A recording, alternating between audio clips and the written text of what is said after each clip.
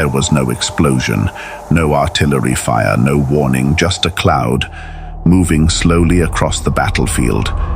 It made no sound, it did not rush.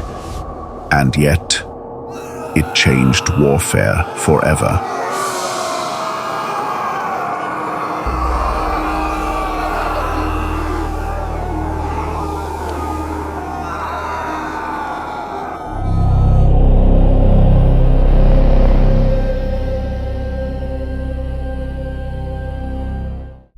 April 1915, Ypres, Belgium. For the first time in modern war, death was not fired.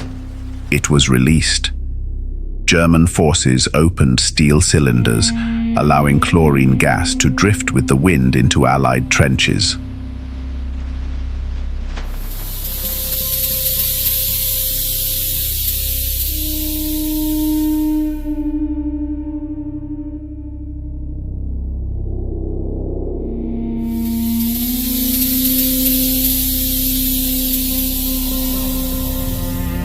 French soldiers watched it approach.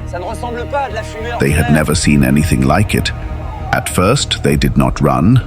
Some thought it was smoke. Others thought it was harmless. Seconds later, breathing became painful, then impossible. Chlorine gas attacked the lungs. It burned tissue, destroyed airways, removed the body's ability to breathe.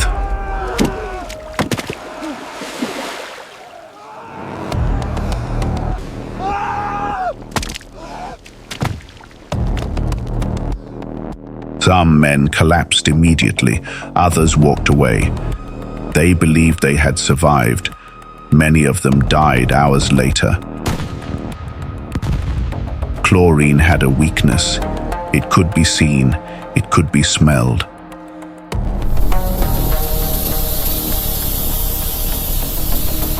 So the gas evolved. Phosgene gas followed, nearly invisible, far deadlier. Soldiers exposed to it often felt fine. They returned to their positions. They rested. Then, without warning, their lungs failed. Silently.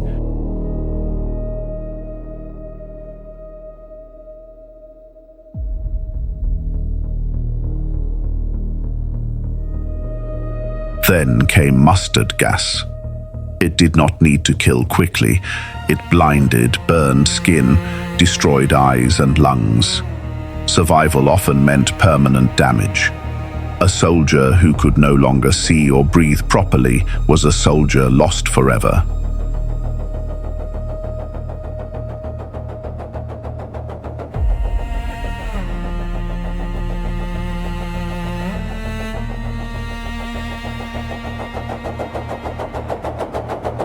Gas created fear faster than any weapon before it. In the early days of chemical warfare, soldiers had no protection at all. Men soaked cloths in urine and pressed them against their faces, the only defense they could improvise.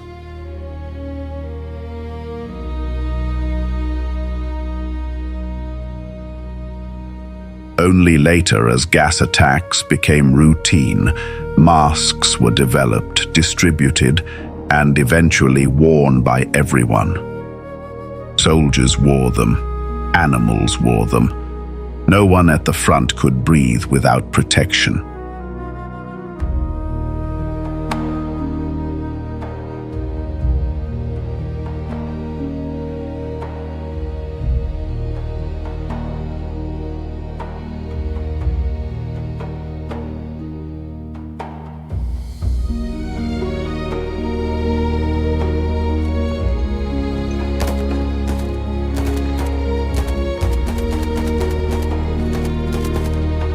War had found a way to poison everything that breathed.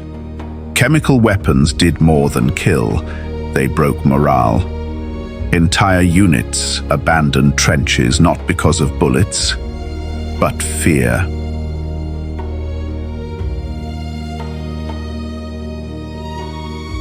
By the end of World War I, over 1 million soldiers had been wounded by poison gas.